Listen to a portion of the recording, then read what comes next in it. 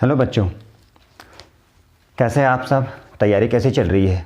उम्मीद है कि आपकी तैयारी बहुत अच्छे से चल रही होगी, जम के चल रही होगी, एकदम आर या पार की लड़ाई चल रहा है अभी। ठीक है, महायुद्ध स्टार्ट है।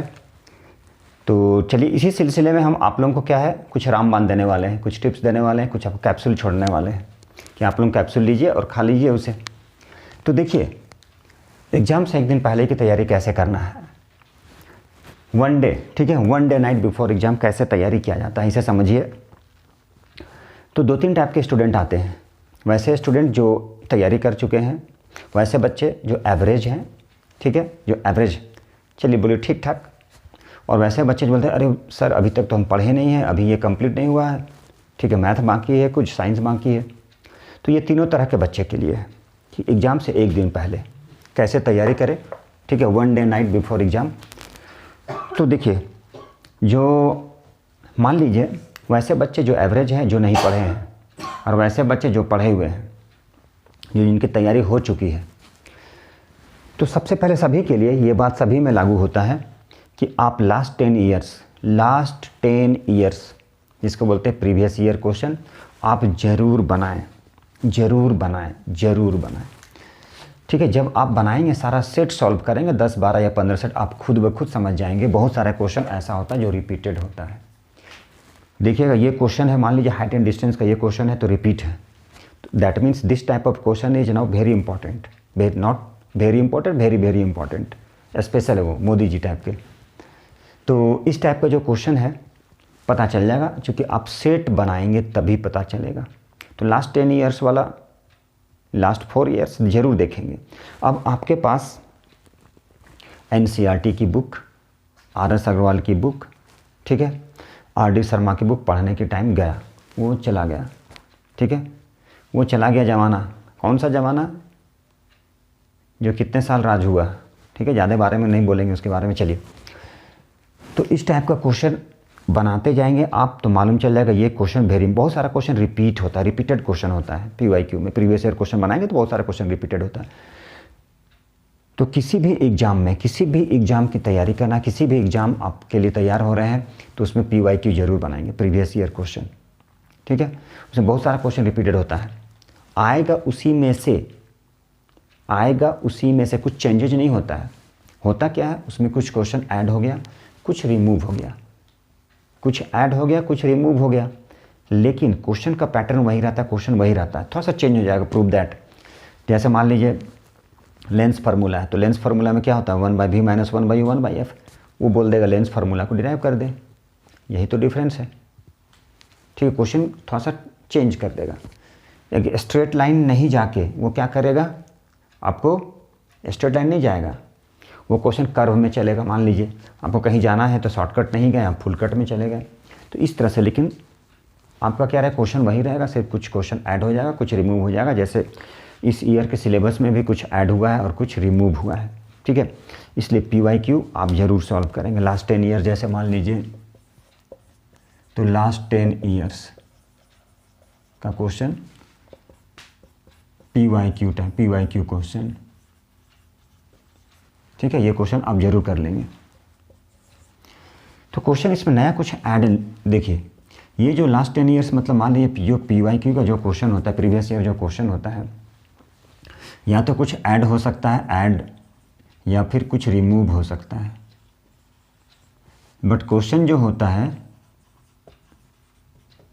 क्वेश्चन वही रहेगा। साइंस है भाई, साइंस का जो मेन टॉपिक है लाइट से रिलेटेड, तो वही होगा, बट क्वेश्चन जो होता है वो क्या होता है, सेम होता है, क्वेश्चन बदलता नहीं है।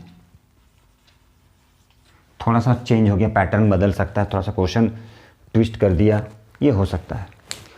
तो इसलिए बोला जाता है कि लास्ट 10 ईयर्स। अब क्या है, जैसे मान लीजिए NCERT, ठीक है, तो NCERT पढ़ने का टाइम, या फिर मान लीजिए S चांद है, S चांद,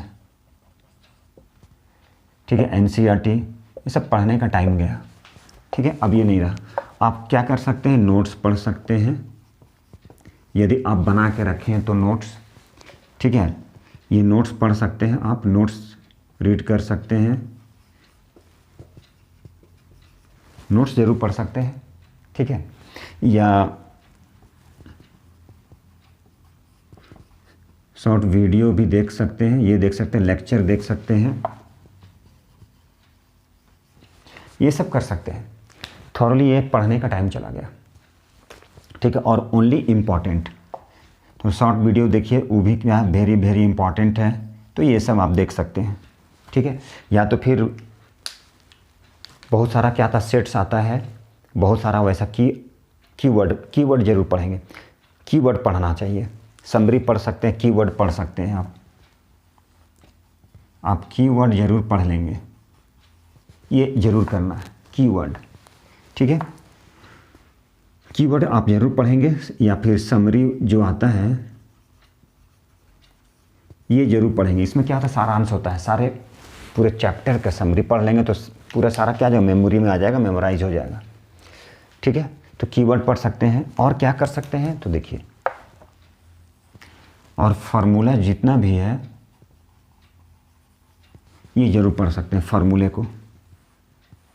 ये चूँकि ये भूल जाइएगा, बहुत सारा कुछ होता है ऐसा कि भूल गए तो फिर से प्रॉब्लम आ जाएगा। मैथ्स में बहुत सारा कुछ होता है, तो ये सब देख सकते हैं, ये सब फोकस कर सकते हैं। इसी पे आपको क्या करना है, फोकस करना है। ये इतना चीज़ हो चुका। अब देखिए नंबर 2। तो नंबर 2 में क्या करना है, सबसे पहला में हो गया प्रीवियस ईयर, तो प्रीवियस ईयर क्वेश्चन जरूर करें, ज़रूर पढ़ें, ठीक है। उसका नंबर 2 आता है, नंबर 2, तो देखिए यहाँ से ये तो हो गया। नंबर 2 में आता है आपको प्रेजेंटेशन, ये था, मान लिया नंबर 1 में आ गया लास्ट ईयर। नंबर 2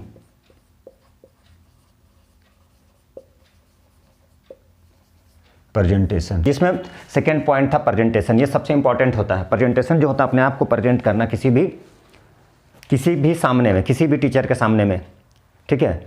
या फिर जैसे बोलते हैं फैशन डिजाइनिंग वाला जो होता है अपने आप को रिप्रेजेंट करता है, जो दिखता है वही दिखता है। कहने का मतलब ये है कि इसमें हम इस सेंस के बारे में बात कर रहे हैं कि जैसे मान लीजिए कॉपी में किस तरह से आप अपने आप को प्रेजेंट कर रहे हैं, ठीक है, वो लिखने की तरीका सबसे इंपॉर्टेंट होता है। अब ऐसा नहीं है कि आप आंसर क्वेश्चन लिख रहे हैं उसमें बार बार कट कर रहे हैं, तो ये क्या होता है, तो उस पर क्या करता, अच्छा इम्पैक्ट नहीं आता है कि बार बार काट रहे हैं, ठीक है। तो अपने आप को लिखने की शैली जो होता है उसे चेंज करना है, लिखने की शैली, ठीक है। लिखिए, आंसर लिखिए और बीच में क्या कीजिए, कोशिश कीजिए कट कुट ना हो। जो पहले आंसर आता है अच्छे से पहले उसे लिखें, और लिखने के बीच क्या है, 1-2 लाइन को आप छोड़ दें या अंडरलाइन कर दें। और ये कोशिश करना है कि ज़्यादा कटकुट ना हो, ठीक है, ज़्यादा कटकुट ना हो ये। और क्या करना है, लिखने की शैली, मान लीजिए बहुत अच्छे से लिखें, यहाँ पे 2 लाइन छोड़ दिए हैं, 2 लाइन लीव कर दिए हैं, ठीक है, ताकि एग्जाम को क्लियर कट दिखे, एग्जामिनर को जो चेक करता है उस पर क्या होता है, आपका बहुत ज़्यादा अच्छा इफेक्ट जाएगा उस पर। तो सबसे जो सेकंड पॉइंट था प्रेजेंटेशन, अपने आप को प्रेजेंट करना, लिखने की शैली चेंज करना है, अपने आप को जो आपके अंदर है, जो आंसर लिखने की कला, आंसर लिखने की शैली, उसे आप क्या कीजिए, कॉपी पे लिखिए, अच्छे से लिखिए, प्रेजेंट कीजिए। और तीसरा जो होता है सबसे इम्पॉर्टेंट क्या है, तीसरा, आप खुद पर भरोसा करना। कि बहुत सारे बच्चे बोलते हैं एग्जाम के टाइम में, अरे हम ये पढ़े थे तो भूल गए, एकदम दिमाग में आ ही नहीं रहा है, फिर से देखना पड़ेगा। तो ऐसा नहीं है, आप अपने आप को क्या कीजिए, एकदम कॉन्फिडेंस लेवल बढ़ा के रखिए कि हाँ हम ये लर्न किए हैं, ये पढ़े हैं तो लिख सकते हैं, ठीक है। मोरल को हाई करना है, ठीक, कॉन्फिडेंस लेवल भी हाई होना चाहिए। और एक चीज़ ये है कि आप एग्ज़ाम देने जाएं तो फ्रेंड लोगों के साथ में जाते हैं तो उसके बारे में गप नहीं करें, आप उस बारे में बात नहीं करें, डिस्कस नहीं करें, तो नहीं तो फिर क्या होगा, मान लीजिए आप बोले कि हम ये पढ़ लिए याद है, दूसरा फ्रेंड बोलेगा नहीं हम नहीं पढ़े हैं, तो उस फ्रेंड को क्या लगेगा, ठीक है, उस फ्रेंड का कॉन्फिडेंस थोड़ा सा लो हो जाएगा, गिर जाएगा, बोलेगा अरे हम तो ये नहीं पढ़े हैं, ठीक है। तो इस बारे में आप गप ही मत कीजिए। और क्या है सबसे इम्पॉर्टेंट, तो ये तो हो गया। उसके बाद क्या करना है, ज़्यादा बढ़ा चढ़ा के नहीं लिखना है, जितना भी answer to the point answer लिखना है, ज़्यादा बढ़ाना चढ़ाना नहीं है। मान लीजिए 5 नंबर क्वेश्चन है, ठीक है, तो ऐसा नहीं कि 10 लाइन लिख दिए, उस पर बढ़ा चढ़ा के लिख दिए, टू द पॉइंट लिखना है, ताकि एग्जामिनर क्या हो जाए, इरिटेट नहीं हो जाए कि बस बढ़ा चढ़ा के लिखा है। जैसा हम लोग कोचिंग में करते हैं, चेक करते हैं बहुत सारा बच्चा बढ़ा चढ़ा के, तो ये नहीं होना है, ये होने नहीं देना है, ठीक। ठीक है। इससे क्या होता है, एक जानवर बहुत अच्छा इफेक्ट पड़ता है, ठीक है। ये तो हो गया। और रही सबसे इम्पॉर्टेंट बात, ये सबसे इम्पॉर्टेंट बात कि जिनका नहीं कंप्लीट हुआ, वैसे बच्चे जो कंप्लीट नहीं किए हैं वो सारा रात दिन पढ़ते रहते हैं, 3 घंटे का सोएंगे, 2 घंटे सोएंगे, तो इससे क्या है, आप में थोड़ा सा लेजीपन आ जाता है, ठीक है।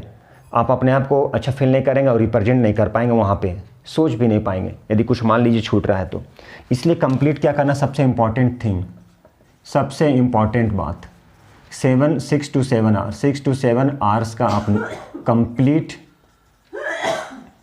ठीक है, कंप्लीट नींद लें, ठीक है, कंप्लीट नींद लें, ठीक है। मतलब अच्छे से सोएं आप 6 से 7 घंटे, ठीक है।